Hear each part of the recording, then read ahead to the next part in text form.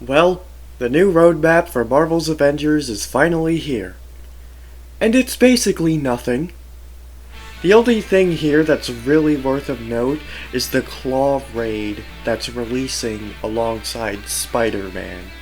To give the full rundown, there's the 1-year anniversary events that are going on right now, with the priority mission rush, the 50% spawn rate of the cargo runner synthoid, and there's going to be flashback rewards cache, which they say is an event offering additional rewards for completing campaign flashback missions paired with an XP boosting event. Okay, I guess that's not bad. I mean, if the event gives us the opportunity to get more exotics, that's gonna be pretty good, but if not, that'll be disappointing. And then afterwards, in the fall/winter category, we just have event reruns. So every single event that they've done in the game is getting a rerun. But the events in this game are very bare bones, and I feel like except for the Red Room Takeover event, which had new harm room environments, you're missing absolutely nothing if you skip these events, so it doesn't even matter. The mission chains aren't even repeatable, so if you did the mission chains for the legendary gear pieces, that's just it. There's no reason to keep playing at this point. And that's especially bad if the gear you got from the event sucks. There's also going to be bonus XP weekends during this time period, so I might play for a day or two when that happens to get a few champion levels on Iron Man. Especially if they bring back 4 times XP, that's going to be really good, and I'm not going to want to miss that. And there's one more thing about this, which is that the Red Room Takeover event already had a rerun. So this is the 3rd time they're doing this event.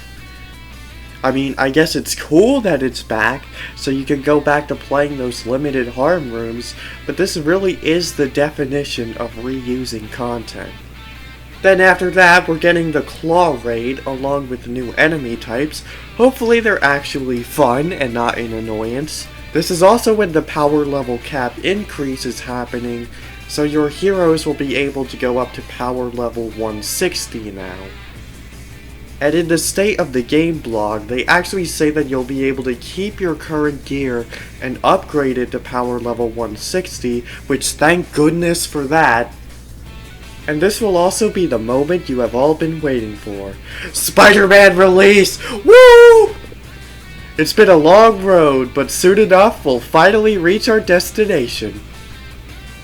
And it's a good thing that SpiderMan is releasing alongside the raid, because that means that non-PlayStation players will still have some new content to play through.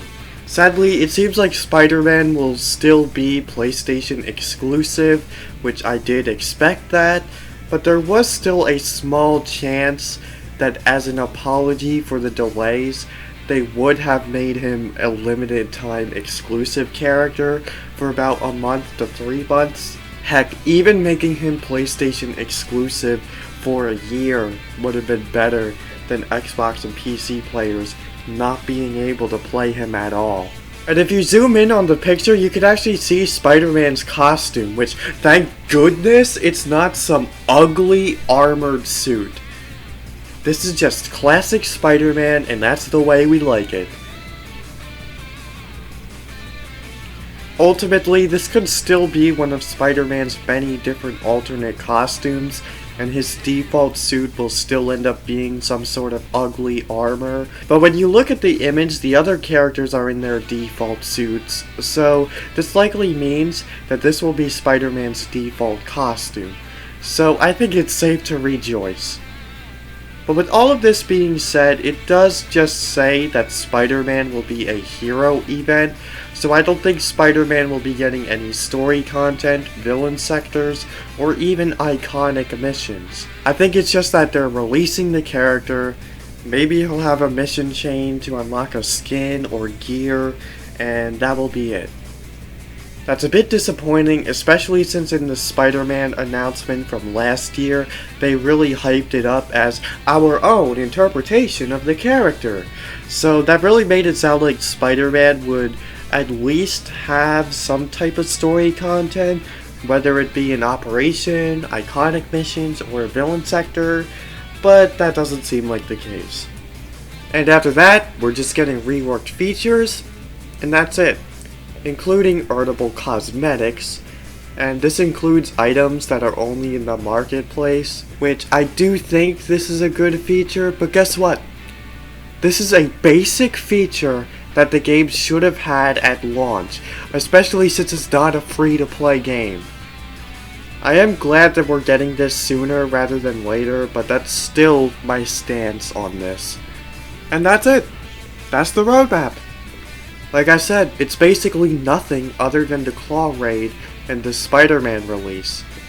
PlayStation players will definitely be happy, but as for the others, they're probably just gonna play the Claw Raid once or twice, maybe 3 times at the most, and then just stop playing until the next roadmap.